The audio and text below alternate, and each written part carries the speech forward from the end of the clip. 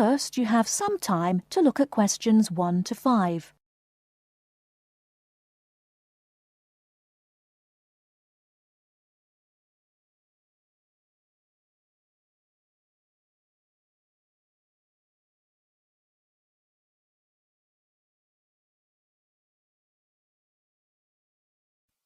Hello, I wonder if you could help me. I am interested in enrolling in your MBA programme. Could you give me some information, please? Yes, of course. I'll take a few details first of all, and I'll give you a copy of our prospectus. Oh, that's okay. I already have one here. I've been researching the MBA courses in the local area, so I already have lots of course information. That's great. OK, so first of all, can you tell me your name, please? Yes, of course. It's Anne Horbury. Horbury, is that Hawberry? Yes, that's right. OK, and what's your date of birth, Miss Horbury? The 22nd of May, 1981. That's great. And you were born in the UK? Yes, I was. All right, can you give me some contact details, please? Sure. My address is 26 Simon Place in Brighton, and my telephone number is 01903 714 721. Sorry, can you tell me your contact number once again? Yes, it's 01903 714 721. OK, great. And do you have a mobile phone number? No, I don't. Is it important? No, that's OK. I'll just write it on your form, no mobile phone. Now, just a few additional questions. Before you hear the rest of the conversation, you have some time to look at questions 6 to 10.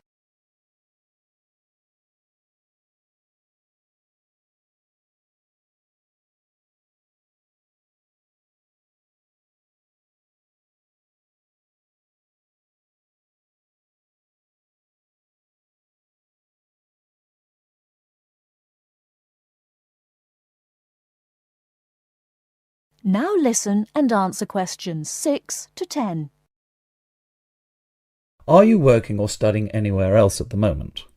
Yes, I'm working for Lloyd Enterprise in the city as a secretary, and I'm also attending a computer course part-time in the evenings. Great.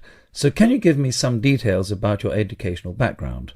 We need to make sure that your qualifications match the entry requirements. Yes. I completed a business degree a year ago. I've been working since my graduation, but the job market is very competitive these days, so I'd like to do some postgraduate study now. OK, that sounds fine. Your degree is relevant, and it's good that you have some work experience too. I do need to warn you, though, that our MBA programme is extremely popular and gets full quickly. So would you be interested in applying for any alternative courses if your application is not successful this time? Well, my first choice would, of course, be the MBA, but yes, I've had a good look through your prospectus, and I would also be interested in the International Marketing course. That's great. It's always a good idea to keep your options open just in case. Finally, can you tell me where you learned about our courses here?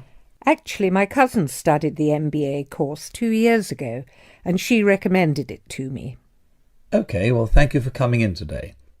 I will pass your details on to our admissions department. They should contact you this week with a formal application form, and they usually invite MBA candidates to come in for an interview.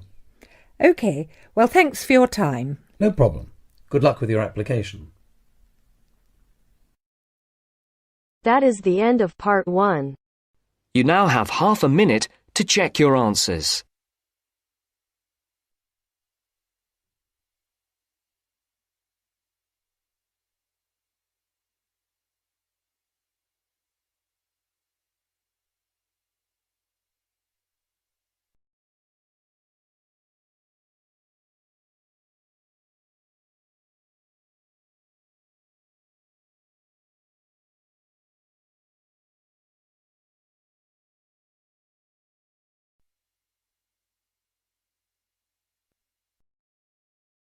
Now turns to part 2. Part 2. First, you have some time to look at questions 11 to 16.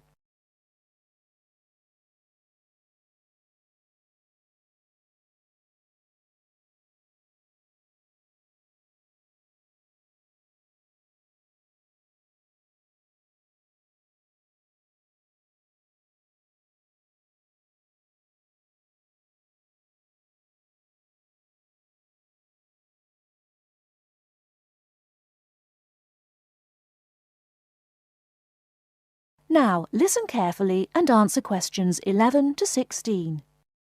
I'm here today with Helen Warner, who has been a vegetarian for many years and is going to talk a little about vegetarianism. Helen, the concept of vegetarianism seems to have interested a number of our listeners who have sent in some questions. To begin, what made you want to become a vegetarian? Well, when I was 16, I had friends who were vegetarian and they introduced me to the idea. My parents were typical of their generation and ate meat at least 3 or 4 times a week, so I didn't really think about it too much until a few years later. It was while I was at university that I really thought about it and decided that it was unfair to eat meat when there are so many alternatives available. Is there anything you miss about not eating meat? No, not really. As I said, there are so many substitutes available these days, perhaps the most important of which comes from the soya bean. Soya is so versatile and is the staple substitute for most vegetarians.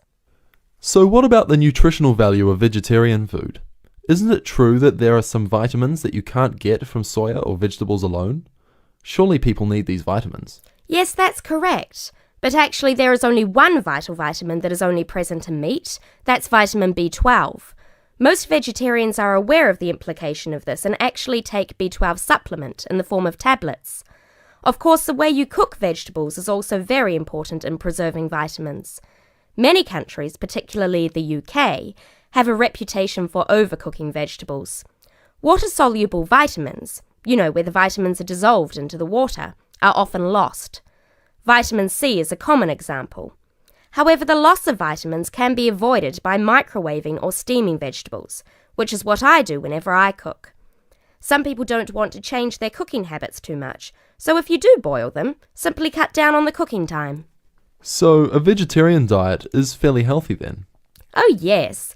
A lot of people believe that vegetarianism is unhealthy, but that's actually not the case. Vegetarians are actually considerably healthier than many meat eaters. Consider for a minute the health aspects of the incredible amount of meat this country and others like it consume. The statistics for beef eating, for example, are quite frightening. The world figure for beef consumption is slightly less than 11 kilograms per person each year. Yet in Europe, the average consumption is nearly double that at 21 kilos per person. And in the USA, it is even worse, with the average person eating 44 kilograms of beef every year.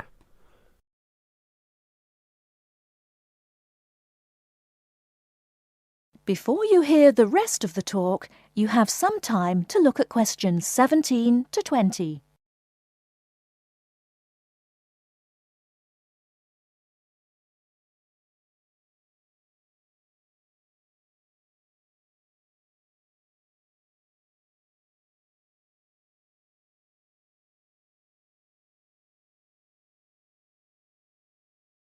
Now listen and answer questions 17 to 20. So are you suggesting that people stop eating meat altogether and everyone adopts a vegetarian lifestyle? No, not at all.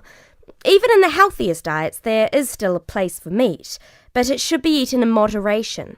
Many nutritionists think of foods in terms of a pyramid, with the foods we can eat relatively freely at the bottom and the foods we should carefully restrict at the top. The majority of our diet should be composed of cereals, which would go on the bottom row of the pyramid. In this category could also be included such things as rice and pasta. Next, a good diet is followed by a roughly equal amount of vegetables and fruit. I have at least 2 servings a day of fruit and vegetables whenever possible. In decreasing quantities, you can then eat dairy foods, eggs, cheese, etc. Almost at the top of the food pyramid comes fish, carefully prepared of course, not dripping in oil or batter, and white meat. Chicken, for example, is a comparatively healthy meat, but again, a lot of this comes down to preparation methods. Right at the top of the pyramid come the ingredients of far too many Western meals, red meat and potatoes. It is particularly in that area that I would suggest moderation. Well, thank you very much, Helen. I'm sure that a lot of listeners are interested in your views. How could they find out more about the health benefits of vegetarian options? Well, there are lots of websites and books on healthy eating and vegetarianism, but it is always important to remember to consult your doctor before making any radical changes to your diet or lifestyle.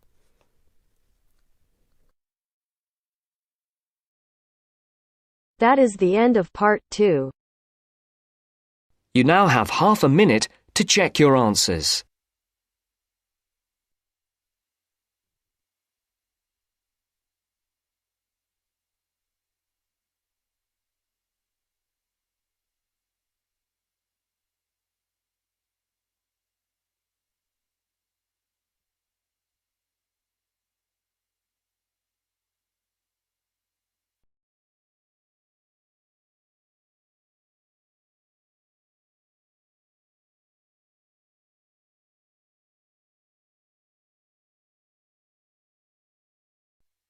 Now turns to part 3. Part 3. You are going to hear part of a lecture on some useful information for your travelling around Britain. Listen to the lecture and complete the notes below. First, you have some time to look at questions 21 to 25.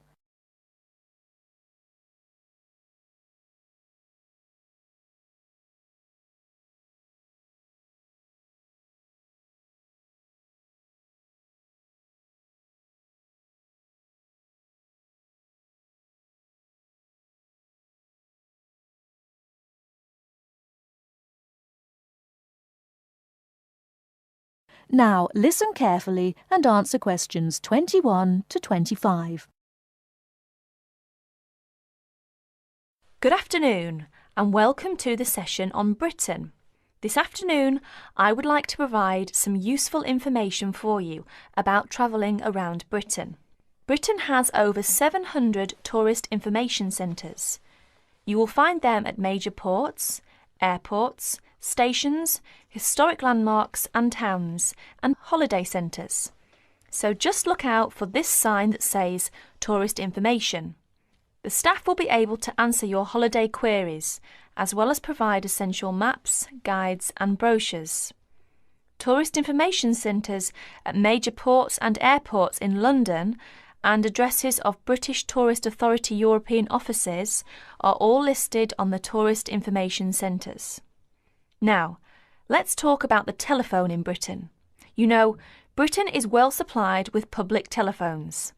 Street kiosks take lop coins. In city centres, mainline railway stations, airports and central London underground stations, payphones and card phones are in operation. For the latter, small plastic phone cards are used, and these come in 10, 20, 40, 100 and 200 units and can be bought at post offices, news kiosks, station bars and shops where the green and white card phone sign is displayed. Before you hear the rest of the talk, you have some time to look at questions 26 to 30.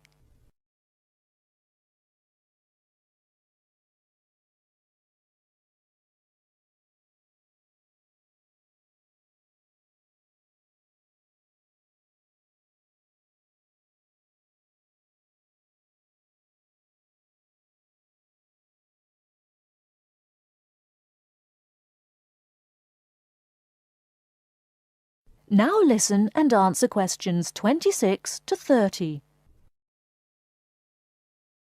When using the different public telephone systems, make sure you read the dialling instructions carefully. Now let's see the banks in Britain. There are 24-hour banks at London's two main airports. One is Heathrow and the other is Gatwick. Otherwise, banks are normally open from 9:30 to 3:30, Monday to Friday. Barclays Bank and National Westminster Bank offer a Saturday morning service at some of their branches. National Gyrobanks has 42 bureaux de change located in post offices throughout the country in main tourist areas. Opening hours are 9 to 5:30 weekdays, 9 to 12:30 Saturday mornings. One exception to this is the Trafalgar Square office, whose opening hours are 8 to 8 weekdays and Saturdays, and 10 to 5 on Sundays. The Bureau de Change services are available to overseas visitors. Visitors can change their money there.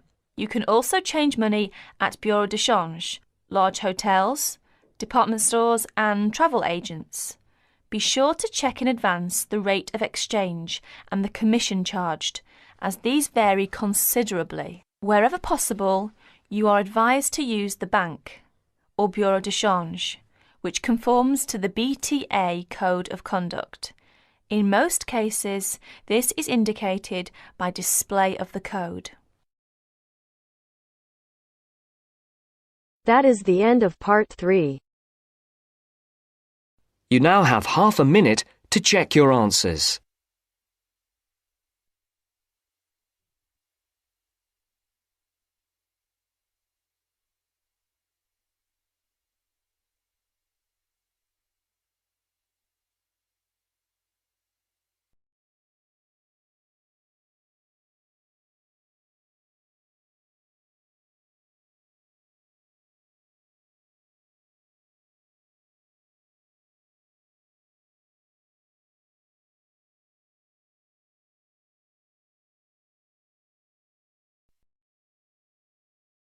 Now turns to part 4.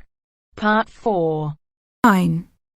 Listen to the second part of our lecture. As you listen, complete the notes below.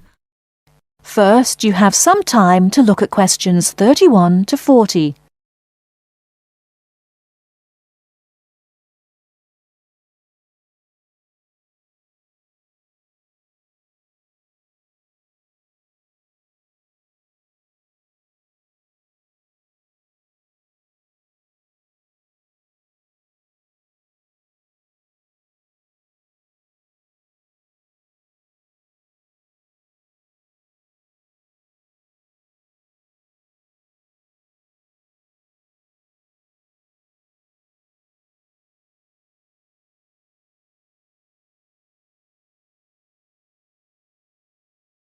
Now listen carefully and answer questions 31 to 40. River dance is not just an expression of self-confidence, a kind of culturally interesting pop song. It tells the story of a people through song and dance. It tells the story of the people whose spirit was broken by an event which occurred in the middle of the last century, but continued to affect the society until 1961, the Great Famine. What is a famine? In 1840, the official population of Ireland was 8 million. They were largely poor and living in the countryside. They were beginning to have an interest in independence, and perhaps had things been different, Ireland might have been independent much earlier. But there was a serious problem in the agricultural system. All crops were grown to pay the rent of the land, and all that was grown to eat was the potato. This was fine until the potato crop failed, as it did from 1845 to 1848. The stories of what happened in those times live on in the popular culture of Ireland, and I won't tell them here, but the result was that 2 million people died or left the country by 1851. When you realise that the population continued to go down until 1961, you can realise what a disastrous effect this famine had on the people. Compared with China, imagine if the famine of 1960 reduced the population by a quarter and it kept falling to less than half of its pre-famine figure. Anybody with ideas left and went to England, America or Australia. The people left behind were broken by their experiences and, in effect, the famine and its consequences put an end to all serious development in the country until well into this century. The Irish in Ireland lost all hope and self-confidence, and much of our modern culture is about the sadness of that time and the sorrow of saying goodbye to those who left and left well into this century. Ireland has the highest emigration rate of any country in Europe for the last 2 centuries. We even have an expression for this saying goodbye. It is called the American wake. It means the ceremony, like that of a funeral for someone going to America, because you will never see him or her again. Do you know why there is Irish music on the film Titanic? It is because most of the people killed were Irish. The leaving continued until the 1970s, because independence in 1921 was followed by a civil war and an economic depression. Almost every family in Ireland has relatives abroad, and up to the 60s in some places, of a class of 30 graduating from high school all left. Along the west coast, closed-up houses from that time falling into ruin are still common. That is the end of part 4. You now have half a minute to check your answers.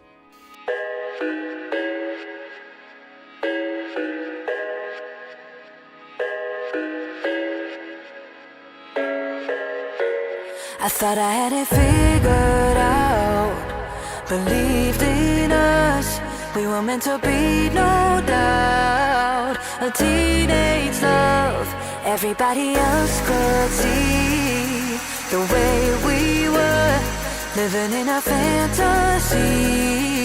When I kissed her,